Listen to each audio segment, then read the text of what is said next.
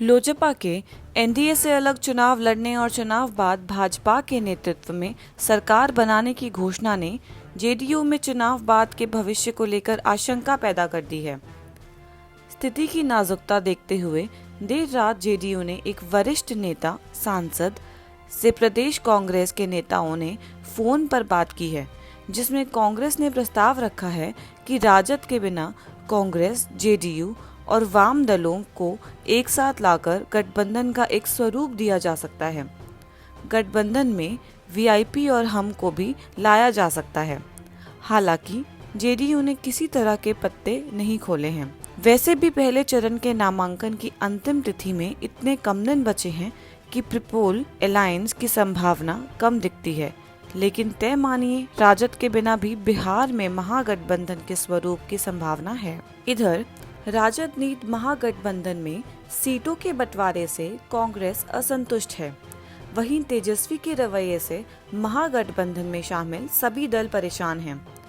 कांग्रेस के प्रदेश स्तर के एक नेता ने बताया कि बड़े दल होने के कारण राजद को हम और वीआईपी जैसी छोटी पार्टियों को संभाल कर रखने की जरूरत थी, लेकिन तेजस्वी नाकाम रहे। ये छोटे दल महागठबंधन का ही वोट काटेंगे, क्योंकि इन सब में का जनाधिकार और भाजपा मतदान ही है। महाराष्ट्र में मेरा मुख्यमंत्री तेरा मुख्यमंत्री का खेल देखने के बाद भाजपा और जेडीयू दोनों सचेत हैं। अकाली दल और शिवसेना के अलग होने के बाद भाजपा ऐसा कोई भी प्रयास करते दिखाई नहीं देना चाहती जिससे गठबंधन को ना संभालने का संदेश कार्यकर्ताओं और मतदाताओं में जाए।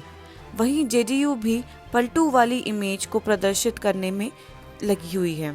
वर्तमान में भाजपा और जेडीयू दोनों फूंक फूंक कर कदम रख रहे हैं।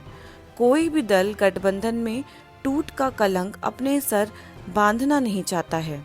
राजनीतिक गलियारों में यह भी बात चल रही है कि दोनों दलों में बराबर सीटों का बंटवारा हुआ है, जिसमें जेडीयू अपने हिस्से में मांझी की पार्टी हम को 5 से 7 सीट देगी। सूबे में चुनाव बाद कोई भी राजनीतिक गठजोड़ संभव है। ऐसे में अमित शाह के दूत और केंद्रीय गृह राज्य मंत्री नित्यानंद राय को विशेष जिम्मेदारी मिल सकती है। इधर 4 अक्टूबर को देर रात भाजपा के राष्ट्रीय अध्यक्ष जेपी नड्डा ने नेतृत्व में केंद्रीय चुनाव समिति की बैठक हुई, जिसमें पीएम मोदी और गृह मंत्री अमित शाह भी शामिल हुए।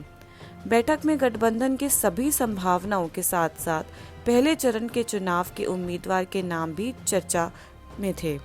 लगातार राज्य में सियासी पारा गरमाता जा रहा है, लेकिन लोक जनशक्ति पार्टी ने रविवार को नई दिल्ली में एक बैठक के बाद बिहार में आगामी विधानसभा चुनाव में अकेले जाने का निर्णय लिया है। नीतीश कुमार की आलोचना के बाद एनडीए गठबंधन से बाहर निकलते हुए और फिर भी प्रधानमंत्री नरेंद्र मोदी और भाजपा की प्रशंसा करते हुए लोक जनशक्ति पार्टी ने विधानसभा चुनावों में किंग मेकर बनने की संकेत दिए हैं।